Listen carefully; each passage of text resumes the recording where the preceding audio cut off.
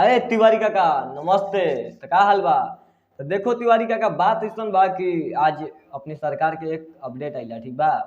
हाँ हाँ तिवारी काका, अपना सरकार का अपडेट आइला, थोड़ा सा मतलब हमारा पता चलला कि बाबू रे देख, बात ऐसा बा कि खुशखबरी अब हाँ बहुत जल्दी आवे वाला बा। अपने खेसारी भैया के खुशखबरी बहुत जल्दी आवे वाला बा विनोद। तो प्यार से बाद इतना दी जा कि हाँ रोज मतलब गाना आवत रहो, ठीक बा। देखो विनोद, बात ऐसा बा कि अपने सरकार के जवन लुक लौक रहल बा, ठीक बा, दिखाई दे रहल बा लुक, मतलब सैड सॉन्ग, ठीक बा। भाई बहुत हमार बात के कदर हो रहल बा ए घड़ी, ठीक बा। कैसे कि जवन बात हम कहत नहीं तवन बात हो जाता, ठीक बा।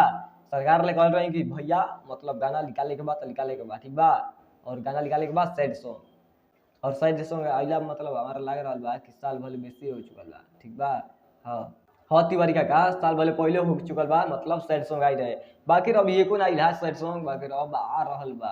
हाँ जगदेव, अब अपन सरकार के आ रहल बा। तो देख बाबू, बात इसमें बा कि अपन सरकार के जो है लुक देखनी है तो बहुत पसीना हमारे चुकत रहे, ठीक बा बाबू, बहुत पसीना बा। बहुत गर्मी बा, पानी लेके आओ रे विनोद। ले बाबू एक गिलास पानी तब पिया जाओ। ऐसे कि सरकार के जो लुक देखला नहीं, बहुत गर्मी लग रहा है, देखती जन है बहुत गर्मी में भाई हमार। और गर्मी में वीडियो बनावत नहीं तो जना खाती। तो प्यार उसके बाद मोहब्बत हाँ भरपूर दे बा, ठीक बा। नया खुशखबरी आ रहल बा अपनी सरकार के, तब बहुत मतलब जल्दी आवे वाला बा हमनी के बीच में अपनी सरकार के सैड सॉन्ग गाना, मतलब बवाल सॉन्ग, ठीक बा। ऐसे प्यार से बाद मोहब्बत देते रही अपना खेसारी भैया के 4 दिन पर 5 दिन पर, मतलब गाना रोज लेके आवत रह, ठीक बा भाई हमार। और रंग दे बसंती के मूवी देखला के बाद मतलब दिल के इतना सुकून मिला था, इतना सुकून। तो इतना जबरदस्त प्रमोशन भइल भी अब की बार, जबरदस्त प्रमोशन भाई हमार।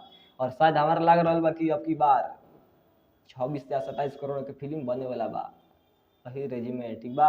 और शायद हमारा लाग रहा बा कि अपन सरकार के 28 या 29 करोड़ के फिल्म बने वाला बा वही रेजिमेंट।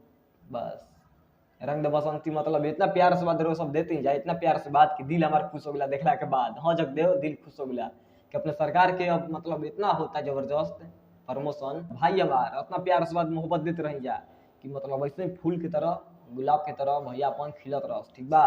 और बाकी जो गाना आ रहा सैड सॉन्ग, मतलब प्यार से बात इतना दी जाओ गाना की, इतना दिन जा भाई हमार। और रही रेजिमेंट खातिर सब के हक बा। और जाते हैं यादव समाज बा भाई हमार देख रहा वीडियो, प्लीज शेयर करी वीडियो के और सब्सक्राइब कर ली नया जे चैनल को, ठीक बा।